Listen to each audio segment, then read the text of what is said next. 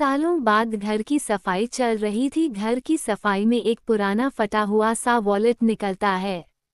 लड़का जब उस वॉलेट को देखता है तो उसे उसके पापा की याद आने लगती है। खैर, पापा तो अब इस दुनिया में नहीं है, चलो एक बार उनका वॉलेट खोलकर देखता हूँ, थोड़ा दिल को सुकून मिलेगा। यही सोचकर वह लड़का अपने पिता के वॉलेट को खोलता है तो उसे सबसे पहले अपने बचपन की फोटो दिखती है। उसकी अगले वाले खांचे में एक बड़ी सी पर्ची होती है। लड़का उस पर्ची को निकालकर पढ़ता है तो उसकी आंखें नम हो जाती है। आखिर ऐसा क्या था उस पर्ची में? उस पर्ची के साथ 3-4 पर्चियां और थी। वो पहली पर्ची को पता है जिसमें जिन जिन रिश्तेदारों के कर्ज थे और जितना उधार चुकाना था ब्याज के साथ, वो सब उस पर्ची में लिखा था। दूसरी पर्ची में उस लड़के का कॉलेज एप्लीकेशन था, जिसमें उसके पिता ने उसकी फाइनल ईयर की फीस भरने के लिए 7 दिनों की मोहलत मांगी थी, क्योंकि उसी दौरान उनके घर से 65,000 रुपये और कुछ गहने चोरी हो गए थे। तीसरे पर्ची में उसके पिता की पुरानी स्कूटी का पेपर था, जिसे वो दिल से बहुत ज़्यादा चाहते थे, मगर सिर्फ उसके कॉलेज फीस के चलते उन्होंने अपनी स्कूटी बेच दी और बाकी के कुछ पैसे किसी आदमी से उधार 10 रुपये ब्याज पर लेने पड़े। चौथी पर्ची में पुरानी कोठरी के कागजात थे जो बिक चुकी थी। जब उस लड़के के मां का ऑपरेशन होना था, लेकिन उनके पास ऑपरेशन के लिए पैसे नहीं थे, ये देखकर उस लड़के के आंखों से एक के बाद एक आंसू गिरने लगे। तब उस लड़के की पत्नी आती है और उन पर्चियों को देखकर समझ जाती है कि शायद उसे अपने पिता की याद आ रही होगी। इस पर उस लड़के की पत्नी कहती है, आज बड़े दिनों बाद अचानक ऐसा क्या याद आ गया कि इतने आंसू निकल गए?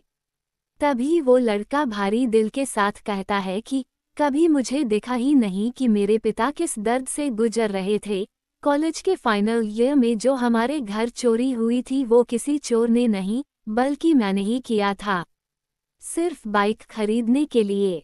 और यहाँ कर्ज पर कर्ज बढ़ता रहा और मेरे पिता अंदर ही अंदर घुटते रहे। मैं हमेशा उन्हीं को कोसता रहा कि उन्होंने मेरी एक भी इच्छा पूरी नहीं की, न मेरे दूसरे दोस्तों की तरह नए कपड़े लाके दिए, न कोई खिलौना दिया, जबकि मुझे शहर के सबसे बड़े स्कूल में पढ़ाने के लिए पैसे नहीं थे उनके पास।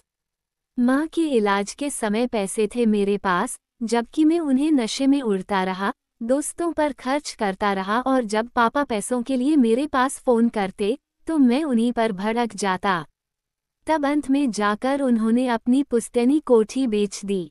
इतना बोलते बोलते वो लड़का फूट फूट कर रोने लगा।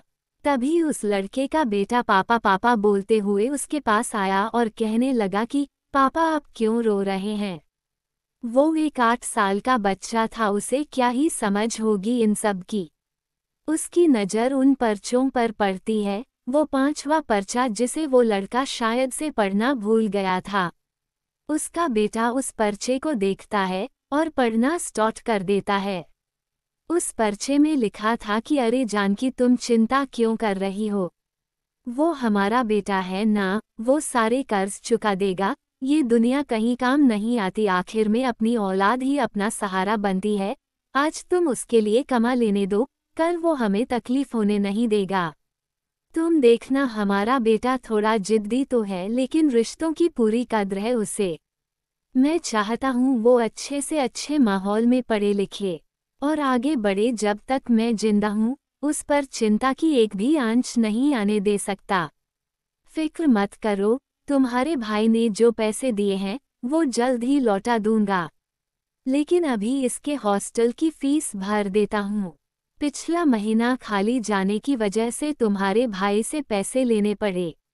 अच्छा, तुम ये चिट्ठी को संभाल कर रखना। अब तो मैं तुम्हारे भाई के पैसे लौटाने के बाद ही ये चिट्ठी तुमसे वापस लूँगा। अपना और हमारे बेटे का ख्याल रखना। वो लड़का ये सब सुनकर फूट फूट कर रोने लगा और कहने लगा, यार सच में पापा को कितनी उम्मीदें थी मुझसे, लेकिन मैंने क्या किया? दोस्तों, शायद आप ये सोच रहे होंगे कि कैसे उस लड़के को आज अपने गलती का एहसास हो गया। मैं बताता हूँ, क्योंकि वो लड़का अब एक बाप बन चुका है। वक्त कितनी जल्दी गुजर जाता है, ऐसा लगता है जैसे कल की बात हो। एक नन्हा मुन्ना लड़का अपनी पापा के गोद में अपने जिंदगी का सबसे पहला लम्हा जी रहा हो। कितनी ख्वाहिशें, कितनी तमन्नाएं होती होंगी उस बाप के आंखों में जब वो छोटे से बच्चे को अपने गोद में लिए होते हैं। उस नन्ही सी जान से उस बाप ने ना जाने कितनी उम्मीदें लगाए हुए होती हैं। ये सीखने को मिला कि कभी भी अपने माता पिता का दिल नहीं दुखाना चाहिए, उनका हमेशा सम्मान करना चाहिए। गलत संगति से दूर रहना चाहिए, अपने माता पिता को अपनी हर मुसीबत के बारे में बताना चाहिए। अपने माता पिता की आज्ञा का पालन करना चाहिए। दोस्तों, आपको कुछ सीखने को मिला हो तो अपने दोस्तों के पास शेयर जरूर करें।